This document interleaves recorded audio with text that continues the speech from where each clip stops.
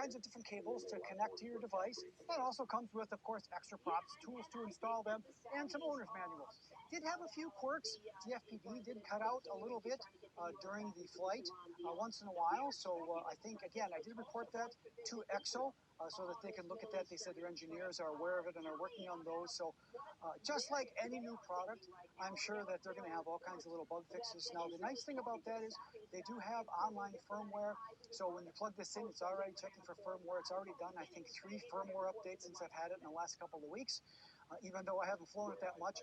So they are on top of it, trying to fix all those little quirks. So make sure, of course, if you find any of those, report them, and they're likely to fix them in the next update. So that's really cool.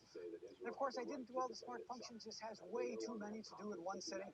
I'm going to do a separate video for that. So go ahead and make sure you watch to see when that comes out, because I'm going to go ahead and do all the creative modes, all the dronies, and all the helix, and all the different types of things. I'll put them in one video so you can see what they all look like and see if they work as well. So again, if you're not subscribed, make sure that you do so that you can see those when those come out. And for the price, I think it's pretty full featured. I'll put that price up here because, of course, there's different models and different prices based on what you get in the kit and different things like that. So I'll make sure I put that up here. But it seems to be a pretty full featured.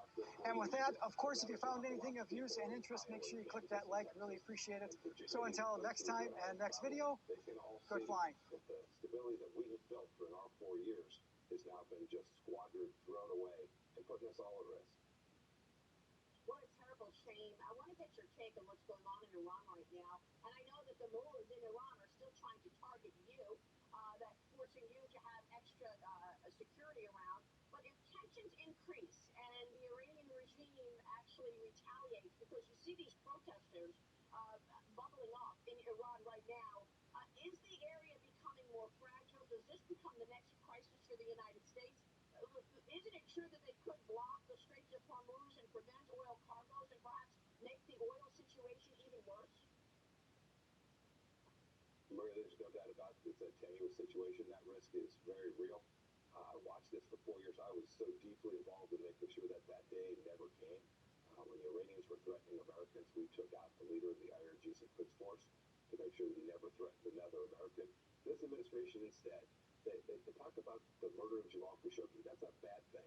But the detention of Americans in Iran, the Iranian efforts to murder people all across the world, the fact that they continue to sponsor terror from Hezbollah on Israel and from Hamas and the Iraqi Shia militias, the Iranians are the single largest threat in the region. They could indeed close down the strait, drive up energy prices even higher. And this administration chose to try to appease them. That has failed. This isn't academic. This matters to people all across the United States of America. What happens in Tehran doesn't stay there. It impacts us.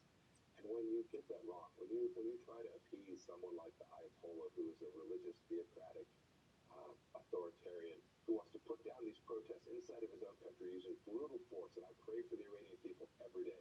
When you have an administration that has abandoned our friends and is emboldening our adversaries, it becomes incredibly dangerous, not only in the Straits of Hormuz, in the Arab Peninsula, and in Tel Aviv and Jerusalem, but in the United States as well.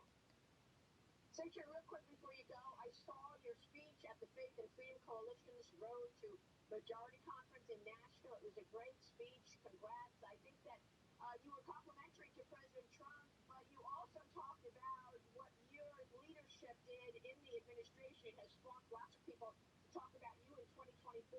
Are you planning to run for president in 24? Well, thanks for the compliment. It was a great group. We need to build an American majority, an American coalition. That's what I talked to the folks who were assembled there about. It was a wonderful evening. They gave me this Ronald Reagan Award. How cool is that for someone who was a young lieutenant and when he was my commander-in-chief? I'm working on 2022 all across the country, helping to get folks